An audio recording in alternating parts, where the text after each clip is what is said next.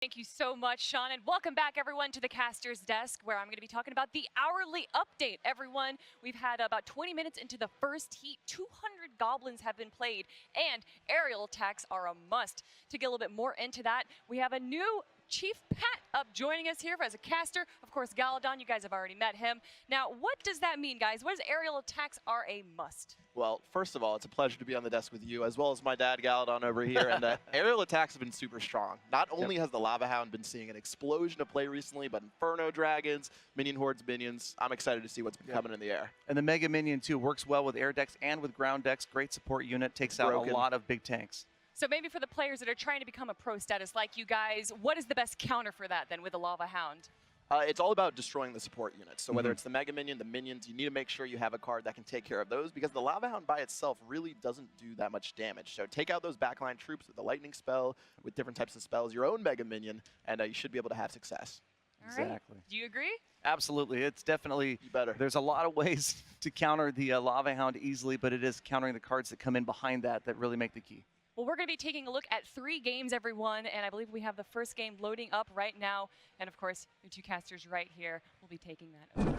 All right, let's go ahead and check out the first battle. Looks like we've got Hobbs the Tiger versus Strix. Now, I've seen Strix towards the top of the tournament leaderboard today, so he must have something good cooked up. And let's go ahead and see what we're going to get into. Yep, we don't see any key cards yet, just some support units coming out. You know, that opening hand makes a big difference, obviously. Absolutely. So we've got just some archers, and Lightning Spell takes out that Musketeer. All right, that's an aggressive Lightning Spell. Yep. Maybe if he waited, he could have caught that Mega Minion as well, but this is going to be a pretty dirty push from Hobbs the Tiger. We're going to have to see how Strix will respond, and the guards are actually going to play good defense. Yep, and right away we see Mega Minions from both players, like we were talking about, works well with ground and air decks. So much damage coming out of that Mega Minion. It's just so strong right now. It is super strong. Supercell, please. Keep going. All right. Broken.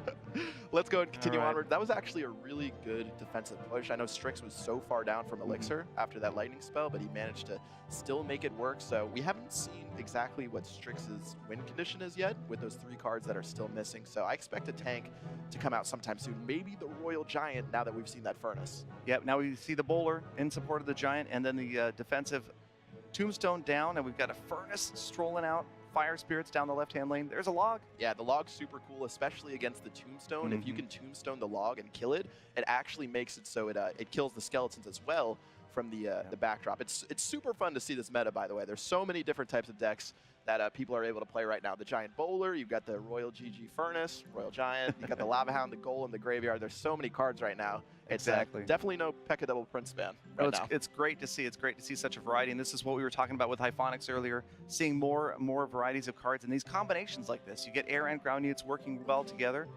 And here comes a big Giant Bowler push. I know, it's crazy. You know, the guards are actually so decent at guarding against the Mega Minion just because it takes so many hits. It's 2 per guard, but he's been able to push his way through the Bowlers onto the tower. Yeah, the Bowler's going to get in a few shots pretty solidly, and a well played, because that's under 1,000 hit points for Strix's left tower. Well, you do have to realize that Hobbs the Tiger is part of Elite Nation, which I believe is at Clash with Ashes clan. Yeah, I do remember the logo there, so he's definitely been keeping up to date with the YouTube guides, so he's doing pretty well so far. Exactly. Good timing with the Giant there. Just squeezed it in front of the Musketeer. Nice. That's going to let that Musketeer do some work, but the guards got to it. Yeah, that was amazing guard placement right there, right on the river. And again, the guards just showing how valuable they are. It's definitely a key part to Strix's deck, but he's just trying to Lightning spell that tower down right now. He doesn't too many other options. Yeah, once again, the Giant walking over, strolling to the Furnace and not really getting to the tower. He's held on. Fireball, that's going to do some damage and take out the archers as well. And we still have missing cards. Strix has not That's played true. that final card, and I would bet my inheritance that would be the Royal Giant. There it is. There it is right there. I knew it had to be the Royal Giant. Right on time, right on cue, as we're in the final 5 seconds. Royal Giant trying to get work, but you've got Giant Bowler on defense. That Bowler is going to do a lot of damage, and there we go. That's a counter push coming pretty strong. Yeah. This could be it. Luckily for Strix, the Mega Minion was behind, or in front of the Giant, so he was able to take it out with the archers.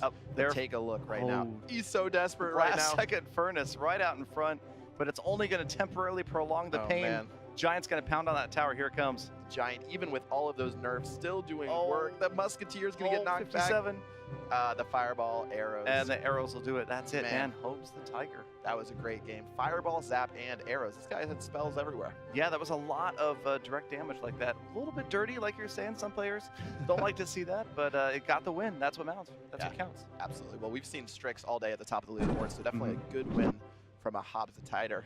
And take a look over there. We've got players showing off the iPads. Stunning over there.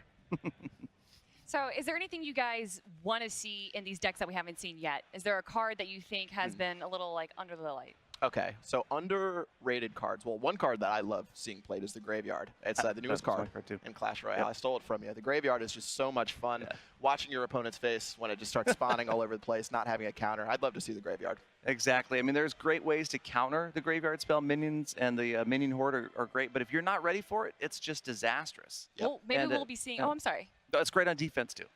Well, maybe we'll be seeing a Graveyard in the second game, everyone, which we are going to get into just in a minute. What other but cards do you think are really underplayed recently in the meta? Well, I think some cards that could be able to distract the meta as it is right now would be those bait decks. So decks that involve the Goblin Barrel, the Princess, the Minion Horde, the Graveyard, the Skeleton Army. There's so many cards that require you to use arrows or zap. And if you play against some of these big tanky decks or ones that don't have some of those key counter cards, you can easily turn a match on its head. I know Alvaro did it to me yesterday, and it made me really upset. You can bait it out on offense or on defense. If you baited out their spells or their cards that are going to counter, then you can drop a Skeleton Army. It's going to annihilate a Royal Giant. It's going to take out a Giant. There's all sorts of way to play that. And again, even with a mirror, which I would like to see some of those mirrored cards come out, and it's just overwhelming.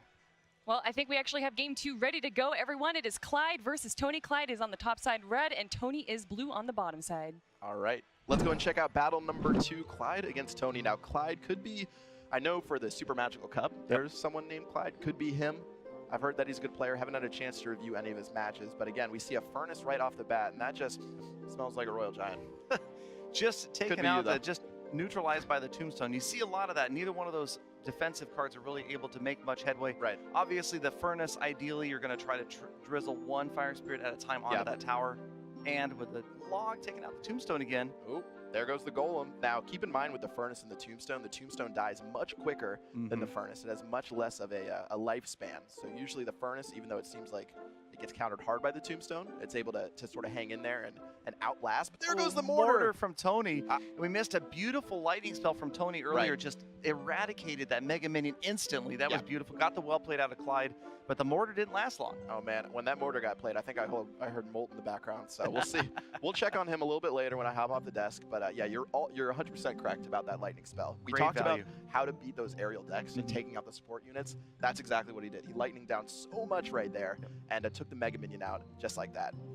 Yep, obviously, you're not really focused on lightning a tank like a Golem or a Lava Hound, but when you can grab the tower and a third unit as well. Exactly. Lumberjack coming down the left lane. Wow. That's an interesting one. The Zap spell, he spent 6 elixir on that push, only a 3 elixir Skeleton Army. That's a positive elixir trade right there. That sure is, and there is a Wasted Rage spell, not doing much.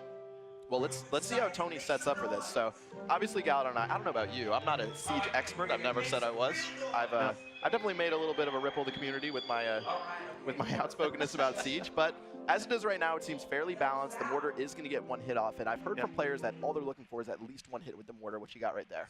Right. You get a little bit of value like that. They're not counting on, like they used to, getting a bunch of shots off because it is so powerful, even with just one shot at a time. Yep. It's another way to look at a chip deck. Right. You just want a couple hundred at a time, especially when you have 3 minutes of overtime. Yeah, You've got plenty of time to grind a tower down, even if it is.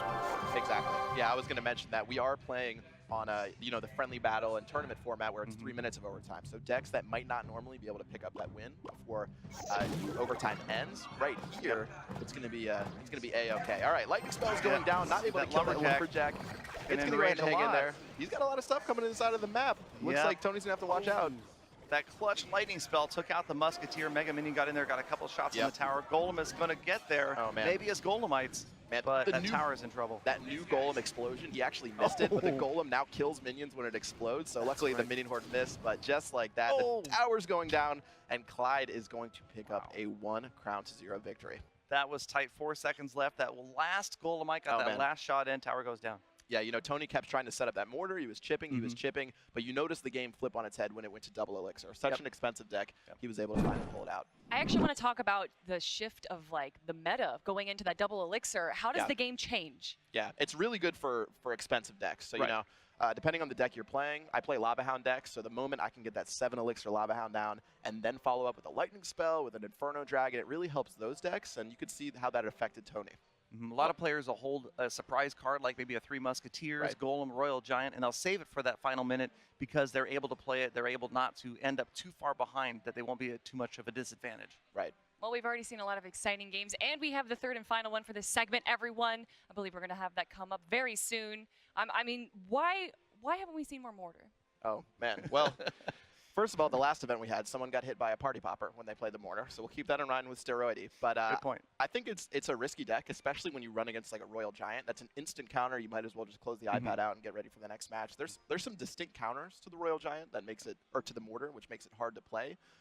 So maybe that's why we haven't seen it as much, or the Expo, but I have a feeling we're going to see a lot of Expo soon. Well, maybe we'll see Expo in Game 3. It is Agile Poet versus Von Raylan.